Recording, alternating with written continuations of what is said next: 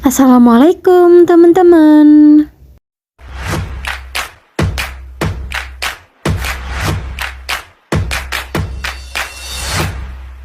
Halo semuanya, kembali lagi di YouTube channel aku, Dina Rahma Almaida.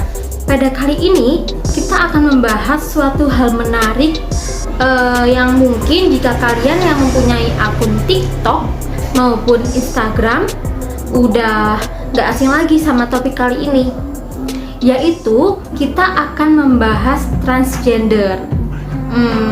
Aku kasih cuplikan dulu ya. You look so broken when you cry. One more and then I say sometimes all I think about is you. Late nights in the middle of June. He always been faking me out. Can't make you happier now. Kita tahu kalau transgender itu kebanyakan dari negara Thailand.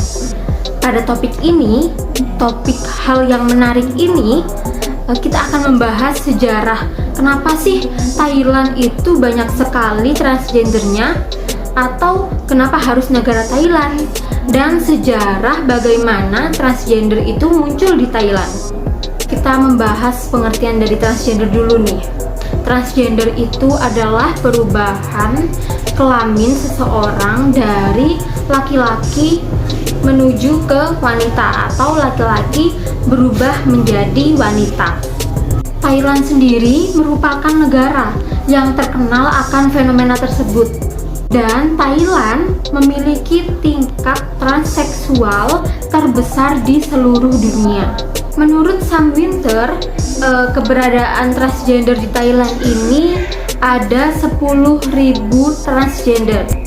Sementara angka tidak resminya itu ada 30.000 transgender di Thailand. Dari sini kita bisa lihat sih banyaknya transgender yang ada di Thailand. Orang Thailand sendiri menyebutnya bukan dengan transgender nih, tetapi dengan katei.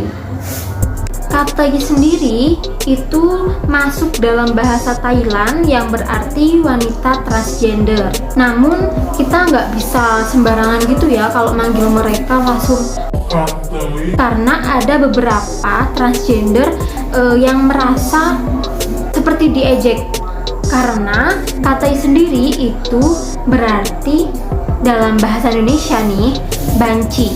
Karena terdapat beberapa katei yang jika dipanggil merasa tersinggung, muncullah transgender ini dalam versi bahasa Inggrisnya, yaitu ladyboy.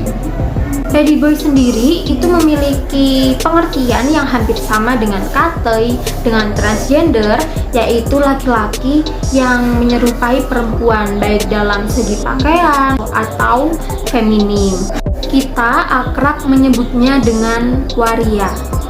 Ladyboy sendiri menganggap diri mereka sebagai wanita jenis kedua. Sebelum tahun 1956, transgender di Thailand itu tidak diakui keberadaannya. Namun semakin berkembangnya zaman, ladyboy semakin diterima nih di masyarakat, bahkan dianggap sebagai suatu budaya.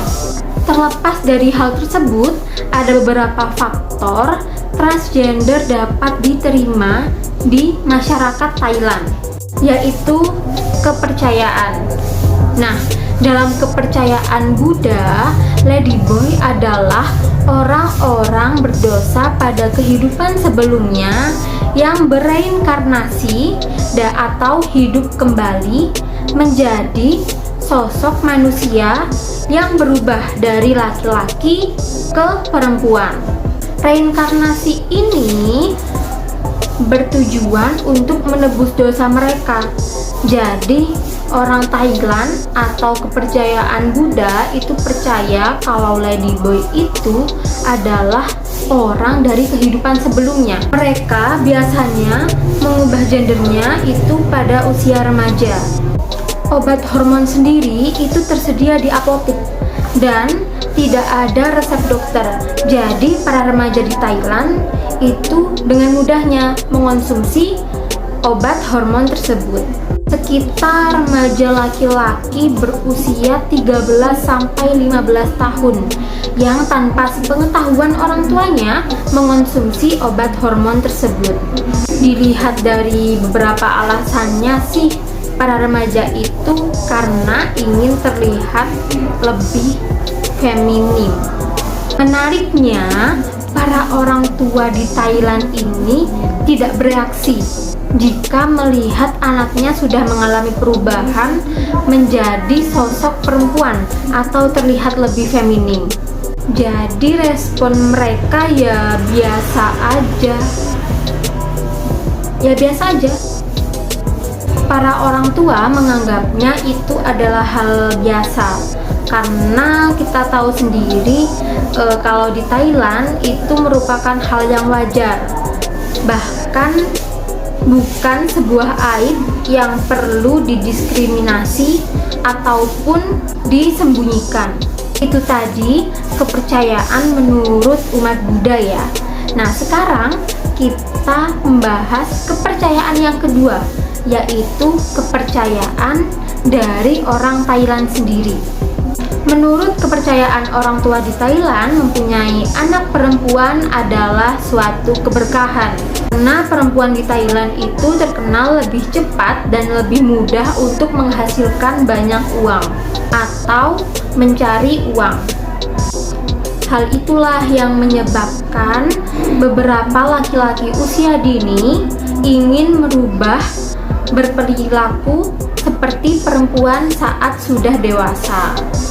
Cuplikan yang aku tunjukin awal tadi yang mungkin berada di beranda-beranda kalian baik di TikTok maupun Instagram menunjukkan bahwa eksistensi ladyboy atau transgender di Thailand itu semakin naik.